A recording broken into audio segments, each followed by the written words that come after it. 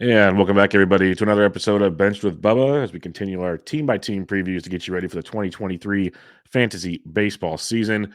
We stick in the NL Central with the St. Louis Cardinals, a team which is loaded with talent from top to bottom, at least for fantasy-wise. A lot of really good stuff to talk about here. In order to help break them down for me as a member of Friends with Fantasy Benefits, one of the founding fathers of Prospects Live. You can find him on Twitter at MDTompFWFD. Matt Thompson, how we doing, my friend? Thanks, Bubba. Thanks for having me, man. I'm good. Kind of talking about a little bit pre-show how kind of hectic everything's been over in this corner of the world, and the one saving grace is now it's officially baseball season now, and it's always been baseball season for us. At Prospects Live, we've been doing prospect lists and fantasy content all winter long, as have you over here. But now it's official with the big game being over with. We don't have to worry about any of that anymore. Yep, it is baseball 24/7 now as for everybody, not just us, like you Oh, said. You kind of mentioned it off air, but why don't you let everybody know what you guys got going on over there at Prospects Live? You guys had a big drop here recently, got some more stuff coming up. Yeah, we were slogging through our top 30s for each big league team. Top 5 available for free on the site. Top 10 in the order. Our Patreon hosts the rest of the top 30s. We top fantasy 500 is coming out in about 2 weeks or so. Real life top 100 we just finalized today. Should be out this time next week. Busy, but it's great. It's fun. Prospects Live is going to be popping off here with college baseball starting. So good place to check it out. We'll have a nice tool for you guys to make it easier to watch college baseball, which sometimes can be daunting because it's a bunch of streaming services and networks. So we'll show you where to go to find it anyways. I mean, it's still going to be college baseball is its own animal, but I'm excited for that to start. And then the WBC should be fun. I'm kind of never really that interested in that kind of stuff, but I mean, 3/4 of the Cardinals roster is playing in it, so I guess I better watch it, right? Yeah, I always like the WBC. It's just a shame it kind of screws up spring training, but there's really no, I guess, good time for it when you talk about it. I feel bad for Contreras because obviously he just signed with the Cardinals and they requested that he not play in the WBC so he can stay home and catch all of his new pitchers, but then all of his new pitchers are playing in the WBC. So it's like, well, okay. That kind of doesn't make sense in the end. Yeah, exactly. So it's a tricky one. And Yeah.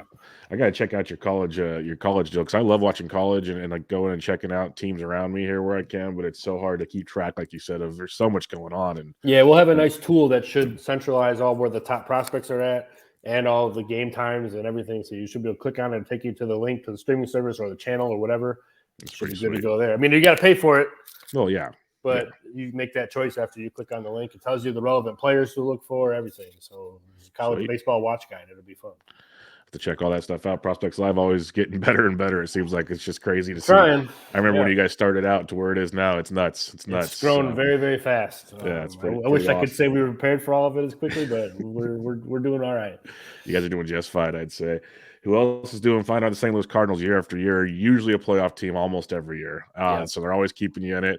And they have a lot of fantasy relevant players as usual. So we'll just kind of go down the depth charts and have some fun with them here. And we'll start with Mr. Tommy Edman. Some call him Tommy Tanks. I like to have fun because I think he's a fun ball player, but some guys are in love with him in a big way, and I just like to razzle people from time to time. I guess to me it depends. Does he lead off or does he not? That's the big thing with him. Right. So what's your thoughts on Edman going for 2023? He's a contentious player, man. People on Twitter either love Edman or hate Edman, it seems like. At least last year that was the discourse. So I'm kind of here to pour a little water on the Tommy Edman train, I think. Although he's going to be solid. I'm not saying don't draft him, but I think a lot of people are still assuming he's going to be hitting leadoff because I think Roster Resource has leadoff, and they're a great site, but I think they got this one wrong. Because, I mean, you go down the stretch of the season last year, 21 of the last 48 games against righties, he batted ninth. In the postseason game, he didn't lead off either. Lars Nootbar hit lead off in the playoffs with Pujols hitting second and Donovan was hitting fifth, and Edman was sitting down toward the bottom of the lineup there. But the big problem with that is in his last 112 plate appearances, from the 9 spot, he only attempted 2 stolen bases. So if you're not getting the 30 steals with Edman, that's a big chunk of the fantasy game, a big chunk of the fantasy relevance you're going to look for. I still think he'll easily clear the 20 bar. Yeah. I don't see any doubts with him getting, the 20 stolen bases, but he does have the nice dual eligibility, shortstop, second base. probably only shortstop after this year if everything goes to plan. So keep that in mind if you're in a dynasty keeper format or whatever. You're going to lose half his eligibility next year. And he never really walked all that much for a typical leadoff guy either. He's always kind of been an over-aggressive guy, which has worked. You don't want to change the guy's, foundation, but he hits lefties well and he stays on the field, but I just don't think he does well enough against righties to be a leadoff hitter. And I think he's going to get – we'll talk about who the Cardinals leadoff hitter will be. Yeah. I'll get there, but it's not going to be Edman, I don't think. He'll get his occasional spot starts there, and he's probably the guy in case someone else gets hurt. But as of right now, I think he's going to be in the 8-9 spot. That's 100% my thoughts on this as well, because like you said, especially when games mattered the most, aka the postseason, he was not there. That's a big sign for me going forward. The one thing I didn't like about I didn't like their whole playoff appearances anyways, but like for the 2 games in the playoffs, those were the only 2 times they used that lineup ever. Huh. Interesting. So they completely changed everything up, and I that doesn't make sense. I get why they did what they did with the pitching staff, because they needed to get creative with the starting pitching they had available to them at the time, but they hit Pujols second for the first time all season in the playoffs. And Brendan Donovan hit 5th, which he had done all year. And then it was just weird. It was weird to change things up for a team they've won 15 consecutive seasons of winning baseball. It is pretty hard to do at any level, especially with, how watered down everything is now. They should be there again this year, and I expect them to be, NL Central top team. But to change all that stuff toward the end was a weird process, I thought. All right, let's go to the first baseman, Mr. Paul Goldschmidt, who's got an ADP around 25 the last couple of weeks, and it's been fun. Everyone's like, he's getting old. He's not going to do this, do that. Back-to-back 30-plus home run seasons, back-to-back seasons with 100 runs scored, nearly 100 RBIs in both seasons, hitting for average. He ain't slowing down anytime soon, it looks like, Matt. That gives him 5 straight seasons of over 30 home runs outside of the 2020 season. So are we expecting – he's going to be 35 this year. Like, are we expecting another big season, or is Father Time going to catch up eventually? Well, to expand on your point, you said 5 of his last 30 home runs in a row. 6 of his last 7 seasons he's hit 30 home runs. And the one season he didn't, he stole 30 bags. So he's been – crazy. He's been, as rock solid as it gets for our fantasy game. And I think people kind of maybe are a little bored with him, I guess. But he did have, his best offensive season ever. I think it's fair to say last year.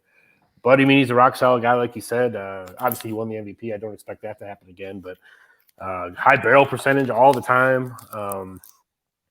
And he hasn't gotten caught stealing since 2019, which I think is an interesting note, because he's not going to get you a big stolen base total, but the bases are different this year. And I think he might be a guy that might be able to steal an extra 2 or 3. And if he's in 10 stolen base territory for at first base, that's humongous, right? For what he can do, what he can bring you. So keep that in mind, because he's one of the best base runners in the game. He's one of the most consistent players.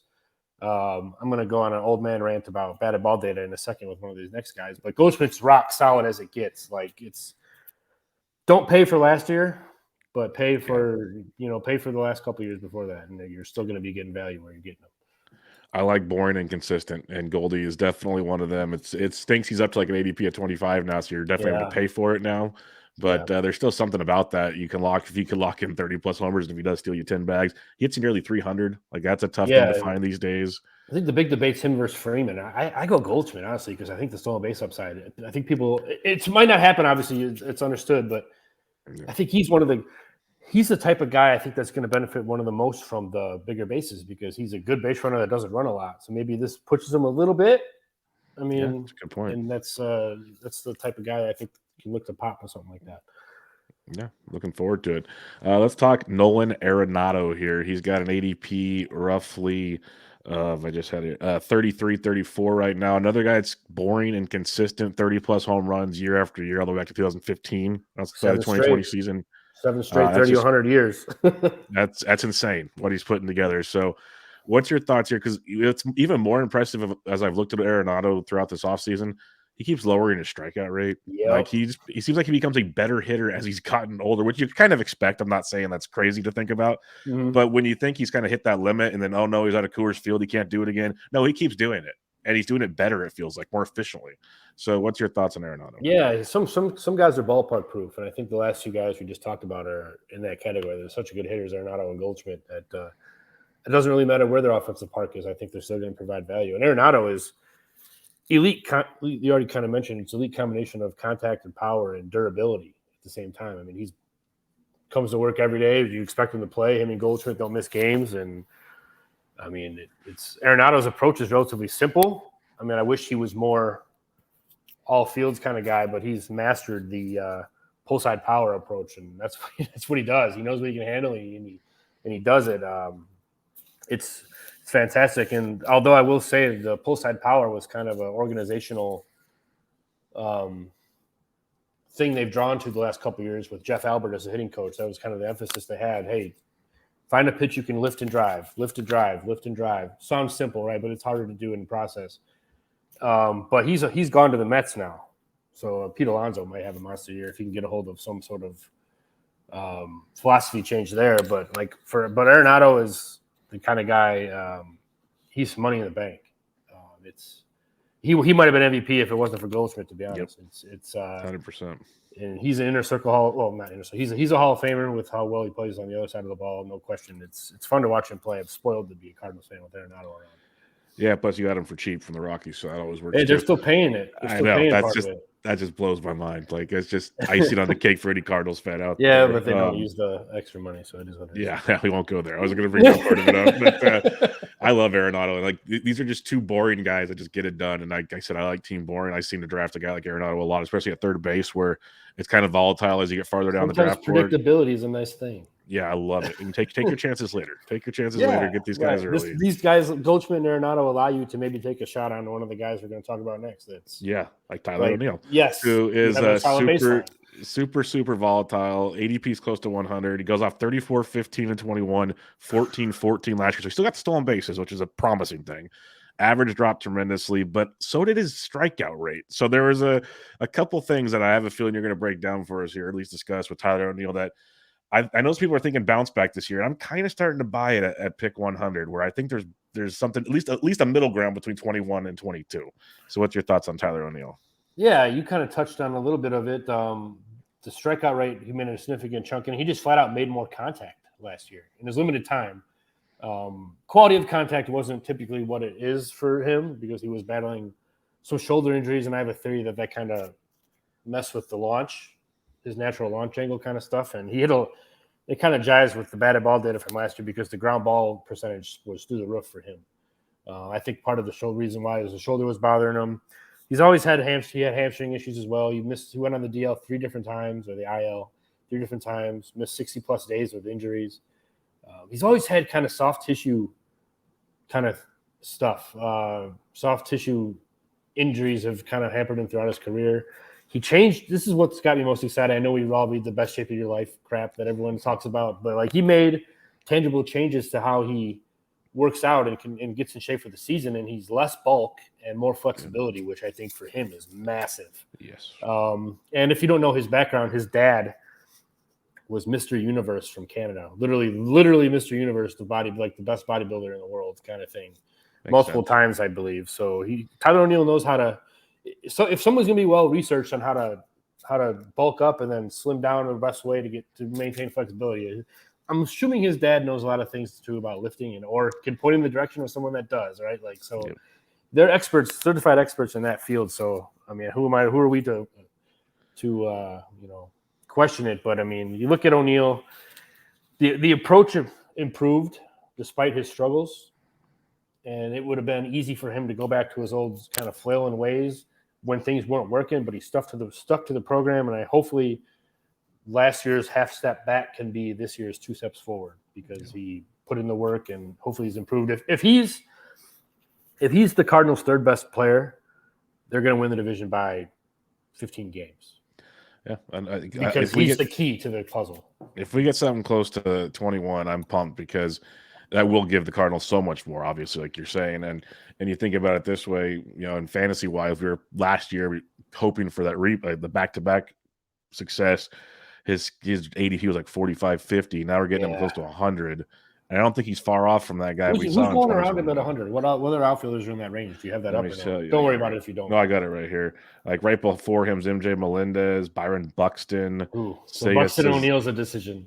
Yeah, Seiya Suzuki's going a little bit after him. Okay. Brian Reynolds is going a little in front of him. So that's kind of your outfielders. Okay. I mean, you could definitely make a case for O'Neill if you're shooting for the moon with all that. Yeah. Or Buxton. I mean, one of the two. Yeah, both massive upside guys. Just stay healthy, guys. Just stay healthy. Right. They'll win your league right there. $1 million proposition with those two guys for sure. Absolutely. Let's talk newest Cardinal, and he's going right after Tyler O'Neill at pick 100. Yeah. Is Willson Contreras, and this is a fun one because all the naysayers like, how do you go to the rival Cardinals? Blah blah blah. Well, because it's called money. Yeah, it's called money. Like it's very simple, people. This is a business, and you guys screwed up. And he's funny because all of his offseason quotes are like, I'm so excited to be a Cardinal. Like I've wanted to wear this uniform for years. He is just digging into the Cubs. Like he should have. It'll be a fun first trip back to Wrigley. I'm going to make you regret it. Is the mindset he's got, which can be good and bad. It can be, but he's the type. I mean, I've despised him for years watching him play on the other side because he's the guy that gets under your skin, like on the other team. Like he's, you know what I mean? Like he's the guy that you watch and you're like, oh man, he's super annoying, but he's hyper competitive. And I think him being on a team like this that should be predicted to make the postseason is going to light him up and maybe provide a little boost. Because I mean, last year he missed a lot of time with the hamstring and ankle injuries, but I think a lot of that had to do with being on a bad roster, and a lot of it was he's going to be an impending free agent. Why play and kind of, why play and make it worse? You know what I mean? Because he got a nice 5-year contract. He had another good year. He was on his way to perhaps his best year until he got hurt. But, I mean, he's a type of guy. He could hit 270 with 25 home runs from the catching position. I don't know how many guys can do that from that spot. That's within the realm of possibility here. He could repeat his 2019 if you're looking for something like that. It's going to be a big step back for the pitching staff, though, and with the base running, the shifting rules. Mm-hmm. He's still got the arm, and the Cardinals have one of the best pitching staffs as far as holding runners. And that's kind of been a lot of that kind of unfairly got tossed on Molina, but in fact, the Cardinals pitchers hold runners extremely well. So it's hard for teams to run on them anyways. But Contreras has maybe one of the strongest arms behind the plate, while he may be deficient in receiving the ball sometimes, especially lower strikes. He's got the arm. If there's ever an automatic strike zone, like he becomes an instant asset behind the plate because you're taking away his worst trait. Yeah, true. And he has an absolute cannon. But I'm excited about Contreras. I think that was the best free agent fit available. I mean, obviously you're not playing in the Aaron Judge pool if you're the Cardinals. That's not irrelevant. But like if you go into the middle tier range, like I think if you put Contreras on that team and swap him out with Molina the last couple of years, who's, if I'm being honest, has been a pretty terrible hitter, I think that's a pretty good fit, right? It gives the lineup kind of what they need. So it adds a hitter to the lineup. I mean, I'd imagine O'Neill and Contreras some combination will hit 5th or 6th between the two of them.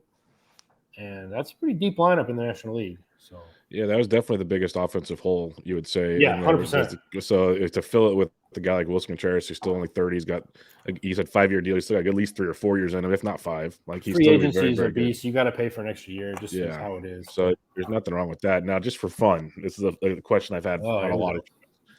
Would you rather have Willson or William Contreras for fantasy? Probably the younger brother. Yep, that's if I had to pick, because that's where I'm at. You're kind of hopeful. Milwaukee's done a lot of things with catcher defense. They turned over Narvaez into a decent person. Manny Pena's turned into a defensive stud after being over there. So hopefully they can get the young Contreras going. But ideally, you kind of want that catcher that doesn't catch, right? I mean, that's perfect. So that's the way I see it too. Yep. So he can play 140 games and only catch like 110. That's a pretty good. That's perfect. Yeah, give me that. Yeah. Okay, so we're on the same page there. It's been a fun one because I think they're closer than some people give them. Because a lot of people immediately go, "Oh, it's Willson, of course, Willson, track record." Yeah, I don't think it's a little closer. You think? Yeah. All right, let's go to the potential leadoff hitter for your St. Louis Cardinals in 2023, and it's a guy that a lot of people like this year. It's one Lars Nootbar. Wide awake sleeper. He's got an ADP of 184, which is not That's a still sleeper kind of ADP. low. But So what do we need to know about Nootbar? Because some people are thinking he's the next best thing since sliced bread. But should we rain a little bit on that parade, or is he that good? Yeah, maybe a little bit. I mean, he took the job and ran with it in the second half. I mean, he's got good patient, 84% zone contract rate, 14.7% walk rate. He went to Driveline 2 years ago and added some absurd number, like 4 or 5 miles an hour to his swing, to his bat speed, which is like a nutty number. That's like insane. that doesn't really just happen. They unlocked something mechanically, which makes you wonder why other coaches can't do that. But yeah. I mean, Driveline found a way to do it with Nootbar, and Cardinals have been the beneficiaries of a lot of that. And now he works out with Arenado and Driveline in the wintertime, which is also a big plus. He's playing for Team Japan in the WBC. He's probably going to lead off for them. Nootbar Mania is among us right now, and it's going to be he's everyone's favorite sleeper. And I always chuckle because it's well, he's not, like you said, 184. You're not a sleeper. Not sleeper. But I'm excited for Nootbar. I probably won't have very many shares because I think there's a lot around him. He's kind of in the area where I like to take a lot of pictures, to be honest. Yeah. He kind of falls into that window. I'm looking at it, trying to figure out a picture right now. But there's a bunch of pictures in that zone that I'll probably take. There's Brady Singer, there's John Gray, there's Grayson Rodriguez, Cody Senga, Reed Detmers. A lot of the pictures. So I like Detmers. I like Senga. I'll probably take Gonsolin. And I'll need pictures because I won't have them. Now people probably be my SP3. Mm-hmm. You know, if a draft goes how you want it to go. But yeah, I mean, the one thing about Nootbar is he hit lefties better than righties last year, which I think is going to flip. Which hitting righties is always better because it's the majority of the at bats. So you should see natural number there. But I think he's a guy that's going to put up, 260, 350 with, 20 and 15. Nothing wrong with that. And he's going to score a lot of runs sitting in front of Goldschmidt, Arenado, O'Neill, Contreras. That's true. So, yeah, I think the ADP is fine.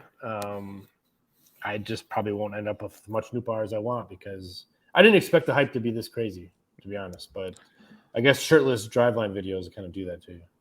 Yeah, everyone sees that Driveline video or any kind of video these days, and it's over. So, and Nootbar did it when it mattered the most late in the season. He came on. He took that job when he wasn't supposed to take that job, and he did. Yeah, so and he let off in the playoffs, which is a big indicator of what they think about him. So so people are remembering that in a big way. So we'll see how it goes. That's why it's like the price tag's making it harder for me to draft him as well. So we'll see what happens. I like the talent, but I don't know if I'll be there on draft day.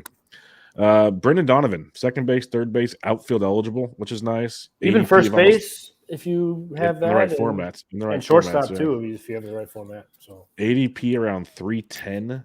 What are we thinking on Donovan? Because he didn't showcase a ton of power, but he was, the average was great. He was getting on base all the time. So what are we looking for in 2023? So the counting stats aren't going to be what you're looking for here. If you're looking for home runs or stolen bases, it's not really going to happen. Maybe a handful of each. If you play an OBP league, this is a guy to maybe target around that range because his on-base skills are what kind of – that's what makes him hit toward the top of the lineup. He kind of, again, a little bit of like the Nootbar story, he kind of took the everyday job at second base. When Edman moved over to short, they finally benched DeYoung. Sosa went to the Phillies.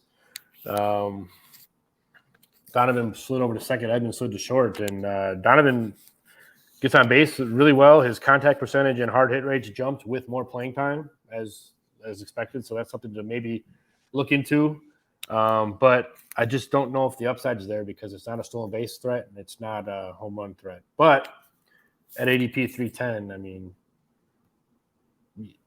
it's roster glue at that point, right? You're looking for an OBP glue, and he should get 500 plate appearances rather easily, maybe more than that if he stays healthy. He's going to be an everyday guy at second, so he should get more than that. So I'm it's hard to say if you're in because I guess I'm kind of off of it because I don't see the upside. But if you're looking for if you need to plug someone into second base, okay. I mean, you can do worse. 100%. I don't know if that's the goal, but you can. It's not a ringing endorsement, but yes, you could do worse. Would you rather have with ADP not mattering, Brendan Donovan or Luis Ariz from Miami? Better batting average, but a lot of similar traits. Yeah, very similar players. Probably Arias, though, because I'll take the hit over the walk. Yeah. And, I mean, that sounds simple, right? But I think walks kind of – depending on your format, walks can kind of hurt you almost in fantasy because not hurt, but they're not – yeah, right.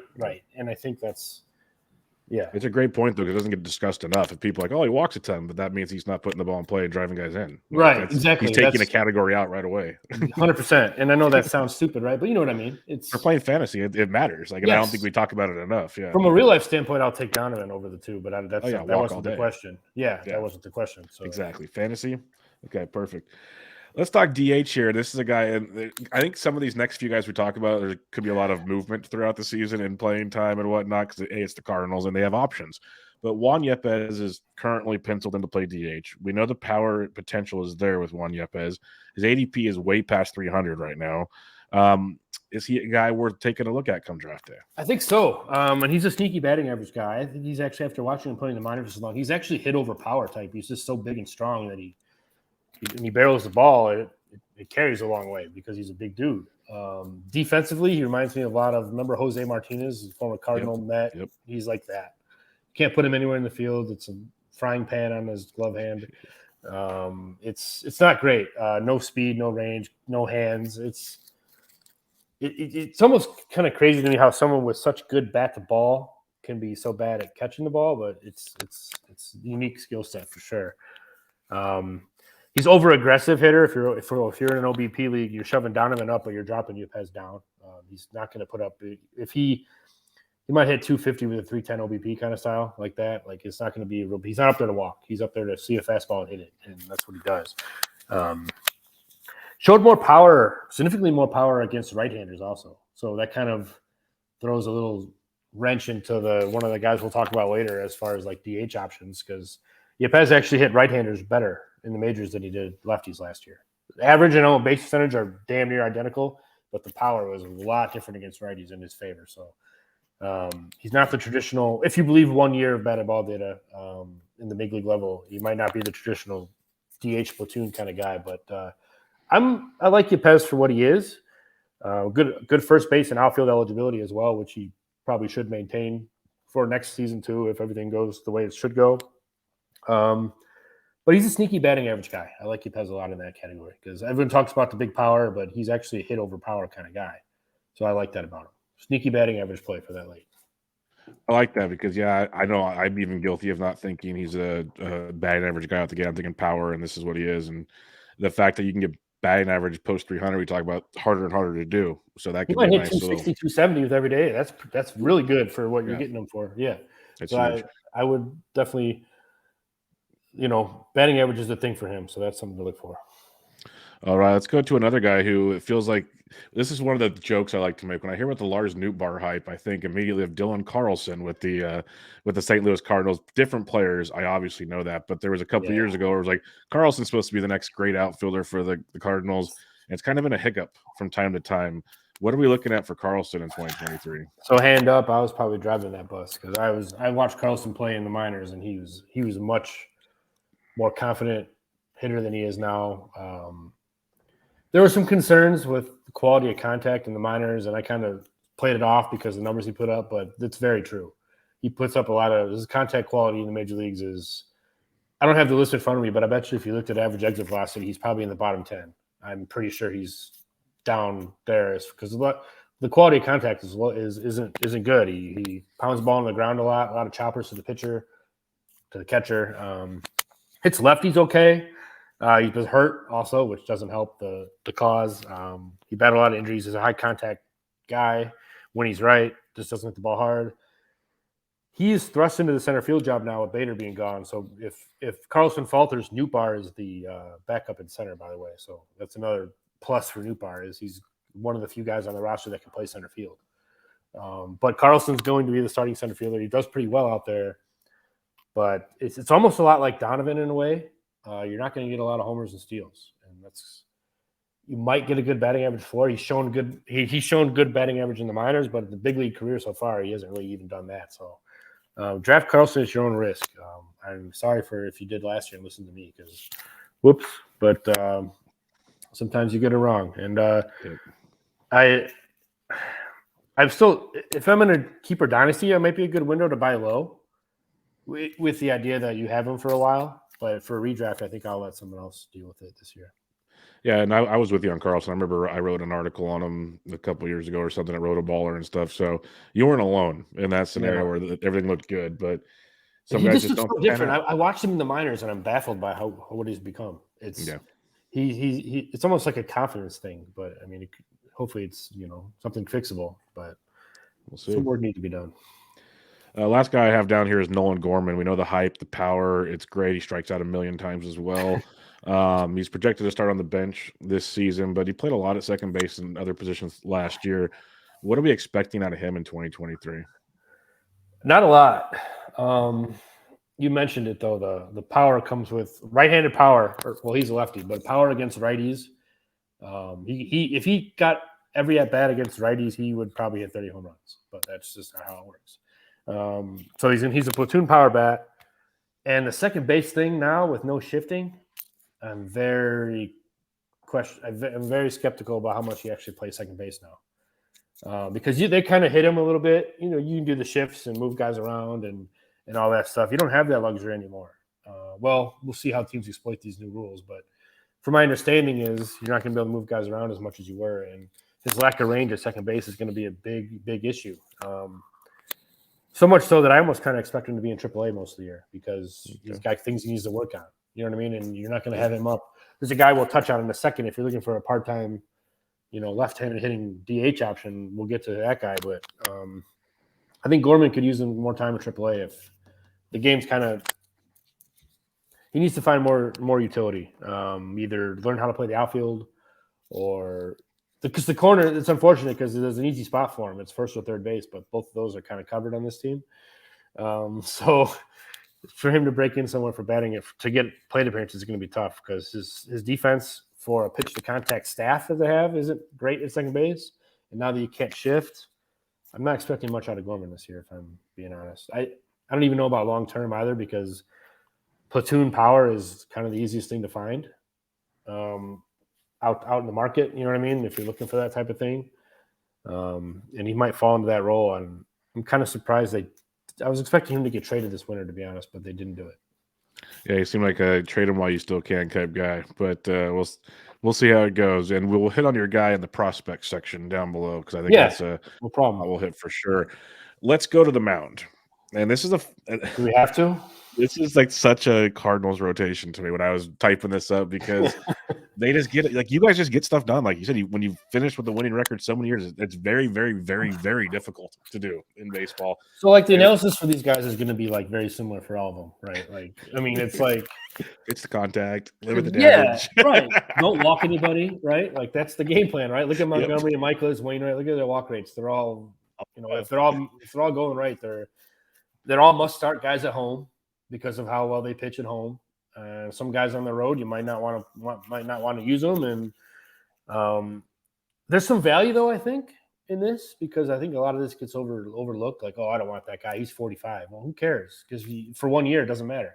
That's what I was going to ask you. Like, Wainwright has an ADP of 369. Yeah, that's crazy, right? Yeah. Because he's going to get the ball every day, and you saw what he did last year. Why? What about last year? Can't he repeat now? And yeah, that's not an ace, but like that's a usable fantasy pitcher. Yeah, where you're drafting him, he's like your 5th or 6th or 7th pitcher at least. Right, like it's perfect. And it's very usable, right? I mean, there's nothing wrong with what he did last year. You're not looking for strikeouts there and you're getting the guy that keeps the ball in the yard and doesn't walk anybody, and at home he's very, very good, and just kind of what you kind of have to do. I think Montgomery showed a little extra. I'm a big Montgomery fan. He kind of messed with the 4-seamer sinker thing and kind of took a stab at the Yankees on the way out. I don't know what all that was about, like pitch usage and kind of thing. Mm-hmm. But then he got kind of roughed up in the last month of the year, so that kind of he started out ridiculous for the Cardinals. He was real hot when they traded for him, and he's a solid guy. He's exactly what they need. They gave up Bader for him, which I think that's a perfect baseball trade in a sense. Like they thought they could get more out of Bader. The Cardinals thought they could get more out of Montgomery. Both of them were free agents after this year. Like it makes so much sense. But then they made that swap, and the shifting rules has me perplexed on how this is going to play out because we don't really. Mosaic in a press conference, or the Cardinals winter fan fest thing about a month or two ago, was talking on how teams were still looking for clarity from Major League Baseball about the shift rules. So it's not as cut and dry as two guys on each side. There's at what point, when can they move? If the pitcher's breaking, if the pitcher is lift his leg up to go home, can the shortstop sprint to that side of second base? They're trying to figure out what the rules are. Yeah. I've heard that from a few people. They're talking about the second, and so you might have pitchers kind of extending, going like a Cueto or something and making a longer. Yeah, exactly. And so now their guy can go get set and all that kind of stuff. Manipulation, basically. Like a line change almost in hockey, where the shortstop and the third baseman all rotate over, the second baseman rotates over. Stay on the dirt, but they all we don't know what the rules are. Yep. It's kind of vague. Everyone assuming, we know the only thing we've been told is you got to have two infielders on each side of second base. Yeah, but I mean, that means the guy at the middle can literally be on the base, basically. Yeah, that's still a lot. You know what I mean? So we need to figure out. And then another variable with the Cardinals too is I know Tommy Edman played shortstop all pretty much through the minors. Came up in the big leagues, didn't really play short. Now he's got a full year at shortstop. He performed really well defensively watching him play last year, but it's another thing. Can he do another full season at shortstop, which is kind of important? I mean, they had DeYoung there. DeYoung's not the guy. Edman is a little bit of a question for me at short. I think he'll handle it, but until he does it, you can't really be sure. You know what I mean? So he has to run a full season at short there, which is going to hurt these pitchers. But Donovan won a Gold Glove as a utility option. As a second baseman, he's not that great. He's fine. If you look at that Gold Glove and then you look at the actual guys they had to choose from, there wasn't a lot. So for him to win that Gold Glove is a fun thing more than anything. And then obviously Arenado and Goldschmidt on the corners is the best infield defense probably in the game. But there's still some questions. And I think Jordan Montgomery is the guy I would prefer, but I think the ADP for him is going to reflect that. 162. Yeah, so you're paying. You're not getting a discount there. I don't feel like, because you're not getting strikeouts. You're probably getting strikeout per. So you're banking on the most underutilized category in the fantasy game though is whip. Yep. And he's going to be a star there because he's going to get the innings and he's going to limit the walk. Yep. And that's kind of the same for Michaelis in the same sense too. And Michaelis ADP is 237, so you're not paying as much. I still like Montgomery, but we saw what Michaelis can do once he gets going too. Right. And so, so I do like that trio, Wainwright, Montgomery, and Michaelis over the full season. I don't know how it gets done in the playoffs. I think you need – I don't know if that formula works in the postseason, but that's not what we're here to discuss today. But Steven Matz provides a little bit of upside. He's going – you're paying no price for 325. And Matt's his strikeout numbers, if you're looking at the stats, keep in mind are going to be a little bit inflated because he did pitch a little bit out of the bullpen last year. As he came back and didn't have enough time to get stretched out. I think he made 1 or 2 appearances, but I think he struck out the side. So his K per 9 stuff is going to be way up because of the 1 inning you think he threw out of the bullpen or whatever it was. Mm-hmm. So keep that in mind. But I think that's a very nice upside play if he can be healthy. Yeah. And then Jack Flaherty, he's the best pitcher of the group if he can stay healthy. I just don't know. I can't what draft that him. looks like. I can't draft him at all. What's his ADP? It's 225, so you're not paying a premium. I just don't know how many innings he's getting. He hasn't thrown innings at all recently, and that's my conundrum. Well, here's the thing: it's a contract year for him. So I don't know if that matters in your decisions or not. Certainly does for him, I'm sure. Yeah. But he's unquestionably the best guy when he has it. I mean, that stretch in 2019, I believe, still burns in my mind. How good he was. Mm-hmm. I think it might have been 18, one of the 2 years. But and then the pandemic year it was a lost year for him everybody, but him on a smaller scale he had COVID and then was all battling all those injuries. And then 21 and 2, he had some injuries as well. And he's the guy that he's almost like the lotto ticket of the rotation, but you're paying a little bit too much for a lotto ticket. But I mean, if it's healthy, you're looking at 100 and hopefully 170 innings, 190 strikeouts, and good ratios because he's proven he can do it. But you got to have a little bit of you got to have some balls to take Flaherty where he's going, and you have to be. very conscious of who you're pairing him with on your staff. You can't. Bingo. If you have DeGrom or something, you're risk. not taking Flaherty. If you have, there you go. If you have a guy like Montgomery, maybe you do take Flaherty. Yeah, it's true because like Flaherty hasn't thrown over like 100 and something innings since 2018 or 19. So the COVID year, like you said, and then the injuries the last 2 years. So to get to 170, he can do it. Like it's contract year, they're not going to baby him.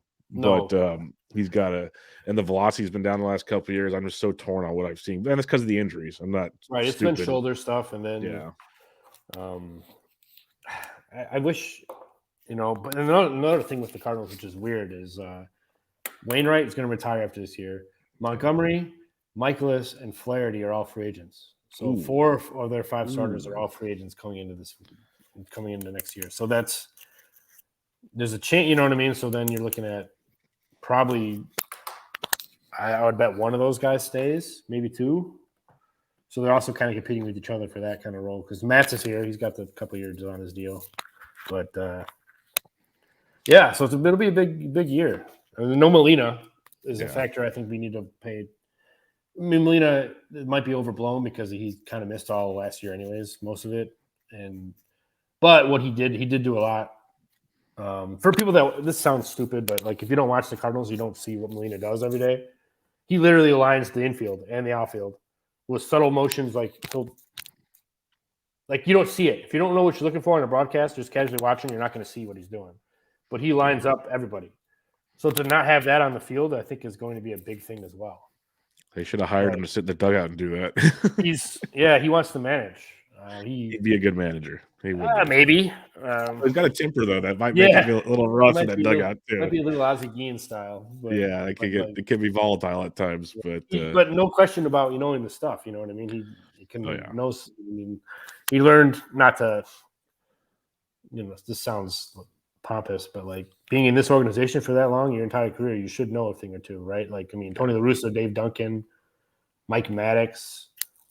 Been around some greats. Yeah, like you know what I mean? Pujols, like all that stuff. Like, and that's another thing, like, with Yepez, like Juan Yepez followed Pujols around last year like a shadow. That's perfect.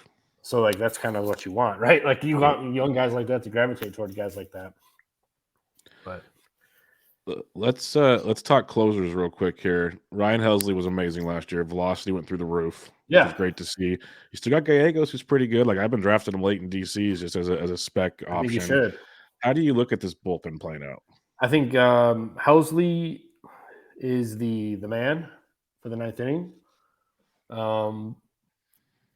And I keep coming back to the last series of the year last year.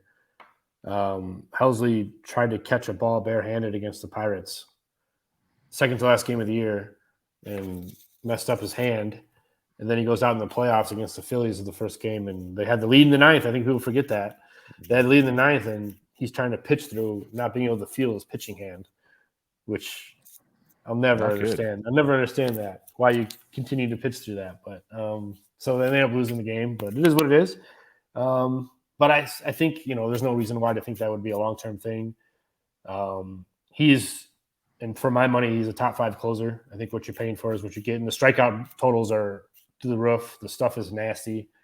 For what it's worth, too, I was at during the final homestand of the year last year. He has like his own entrance now as a closer, which sounds corny and stupid, but like it means he's there. It means he's the guy. Right. They put the time and money into it. They turn the lights off and they turn all the red, like it's like Hell's Bells, Helsley, and they have the big theme like fire everywhere. Like they have the whole theatrics going for Helsley. But I was on Helsley as the closer of the pandemic year, and he would have been the closer of the pandemic year, but he got hurt. So a team source told me he was the guy, and they're going to go to him. And then he got hurt, and then Gallegos kind of had the year where he was kind of there. But Gallegos is a guy that I would definitely be on because he's a dude that, with the way pitching is now, like he's the guy that's going to come in the game from the 5th inning to the 9th inning. Like if there's a big spot, he's coming in the game, which is good because he might be like, I don't know, Bubba, I don't know how many guys do this, but he has a shot as like a reliever with like 10 wins and 10 saves.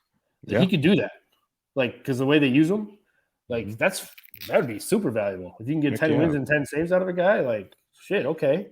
and good strikeouts. Doesn't walk a lot. The only thing he does have an issue with is home runs, but that's because of the way a fastball is. But if you don't walk anybody, you can, if you're up 3 runs, you can give up the solo homer and it's okay. But sometimes he gets.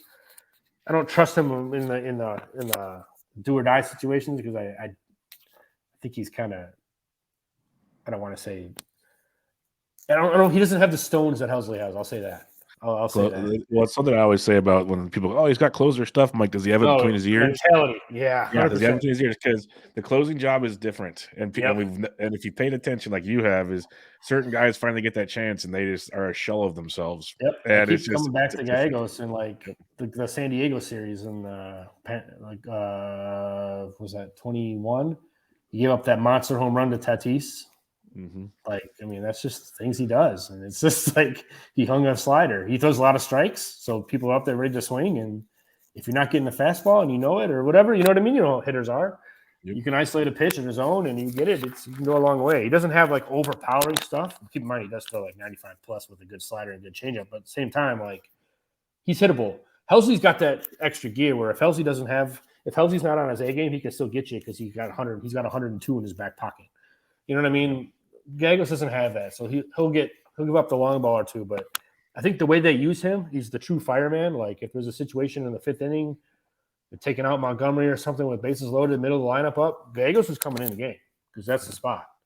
So they'll go to him there, which is kind of nice. But so I definitely think he's a sneaky guy to add. He might Helsley might be the 30 save guy, but if Gallegos goes 10-10, that's way more valuable. Or 7-10 or 7-12 or. Yeah, you know what I mean? That might be much later in the draft too. So it's a very nice add on there for sure. Mm-hmm. All right, let's talk prospects because people have probably been going, wait, you went through hitters and didn't talk about Jordan Walker. What are you doing? Like, you guys are crazy. Well, because there's a format here, people. Come on now. Walker? I don't know who that is. Yeah, so what do you got for relevant prospects for 2020? Jordan Walker, man, is fun. He's so fun. We saw him in Arizona. Yep. Easy power.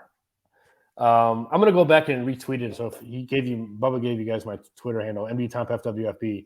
I have access to the minor league True Media backend stuff, so I can pull up like batted ball data for Jordan Walker. You can't tell if he's right-handed or left-handed by looking at it because it's just everywhere.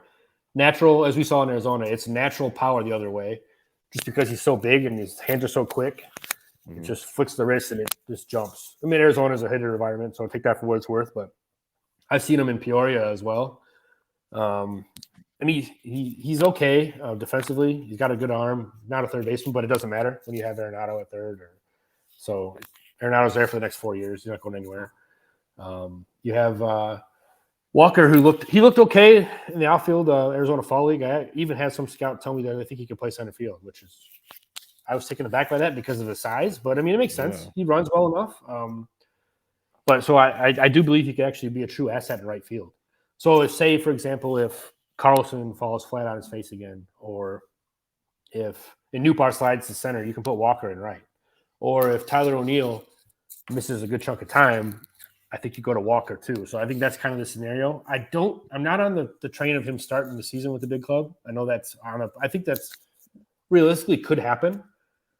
The Cardinals don't seem to be really worried about service time and all that stuff. That's not really their bag. They're trying to win games, which I admire that. That's one of the best things about them is they're not going to hold the prospect down just to do it. If he's not going to play every day, though, they're not going to bring him up. That makes sense, though. That's smart business. But I'm very excited with what Walker can do. I think he's at his peak. I think he's a 260, 35 homer dude. It's like his exit velocities are – Giancarlo Stanton-esque for the minor leagues. Like, they're massive. I wish I could show you all the data, but the numbers are they are absurd. He hits the ball hard consistently. The strikeouts aren't going to be as big a part of his game as people think just because of how quick and short the swing is. We saw it in Arizona. It's real effortless. It's just flick the wrist, go. Already starts open, so he just has to literally just use the shoulders and the hands, and he's already there.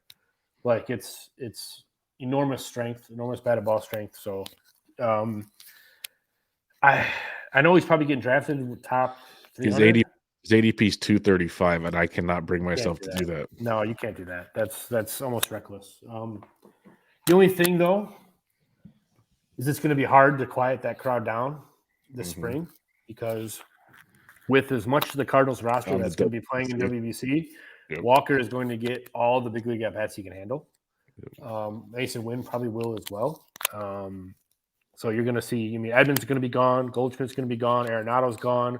O'Neill's gone. Nootbar's gone. That's already their top 5. That's the top of the order gone. The top 5 hitters that aren't going to be in camp. So Walker's going to play, and he's going to get a lot of time, probably at third, probably at first. Most of the time, probably in the outfield because they're trying to figure out if that's a fit.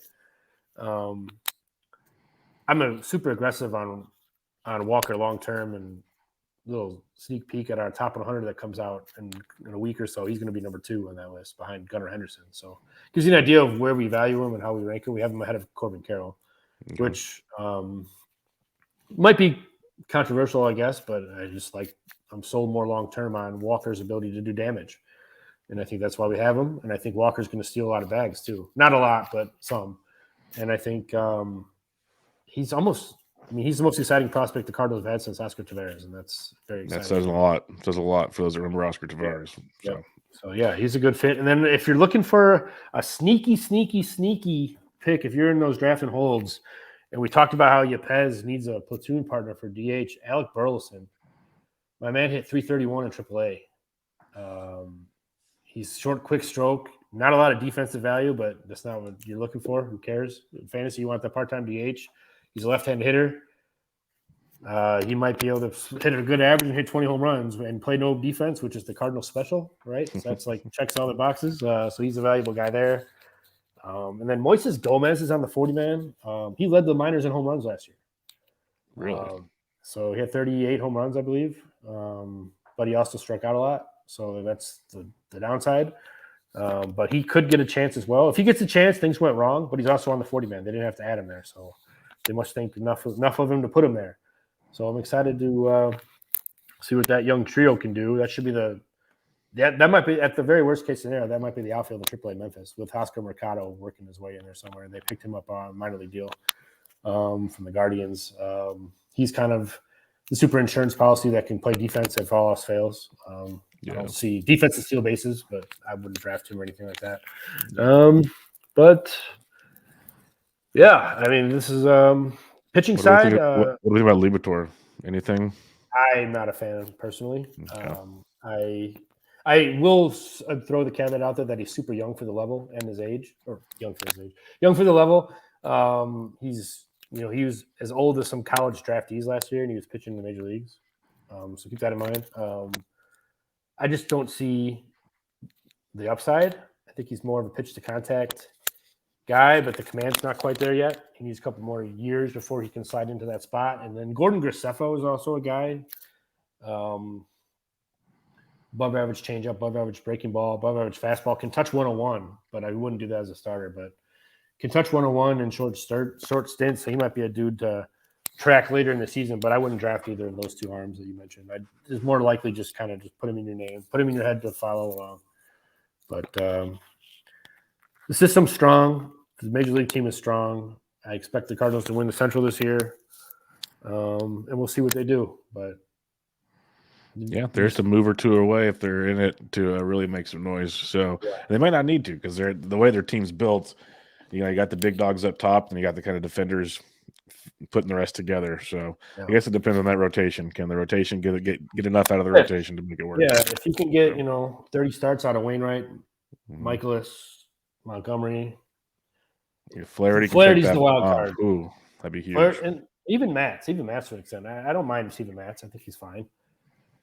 He's a bit expensive for a number 5 starter, but that is what it is. That's the game. I don't mind him either, but the rotation has some upside. It's a weird group. It's a solid group, but Flaherty's the key. Flaherty's the upside guy there, and I don't know if I'm paying that price. I feel you, but we'll wrap it up there. Awesome preview of the St. Louis Cardinals. Why don't you, before we head out here, Matt, remind everybody where they can find you and what you got going on? Yeah, sure. Prospects Live. Again, running through our top 30s, we have the NL East is the only team we have remaining. The top 30 lists are done. We just haven't released them yet. Top 100 coming out soon. Fantasy Top 500 coming out soon. An update to our Dynasty 1000 coming out soon. Major League and minor leaguers all strung together. nightmare process, but it's a pretty good result. And then college baseball starting. We're big in the draft, and we're big in amateur baseball, and we'll have a college baseball watch guide ready to launch for you when college baseball comes out. And what that is basically it's something that we can't find anywhere on the internet that has it. It's a one spot. It's got all the games. It tells you all the players that you should be watching. Gives you a link to the streaming service that the game is on. You have to buy it. I'm not buying it for you. You have to buy it, and then or whatever it is. You might have it as part of your cable package. You might have it as part of your streaming package. I don't know what you guys all have, but we'll give you a link to the game. We'll show you how to watch it. You just have to maybe do the final, purchase or whatever. But if I could get you the game for free, I would. But I think they would shut us down. But it's a good product. Hopefully, you guys check out Prospects Live. It's a one-stop shop for everything baseball related, fantasy, amateur, and subscribe to our Patreon for the dynasty rankings. Yep, a lot of great stuff there. It's I believe it's our second Prospects Live person we've had on the show. For the previews, Wheeler was on for the Phillies. Oh yeah, okay. So yeah, lots of good stuff over there as expected. But Mr. Thompson, Mr. Matt Thompson, thanks for joining me, my friend. Always fun chatting with you. Yeah, thanks, Bubba. Appreciate you having me on. Thanks for working around my crazy work schedule. No worries at all. This was Bench with Bubba, your St. Louis Cardinals 2023 season preview. Catch you all next time.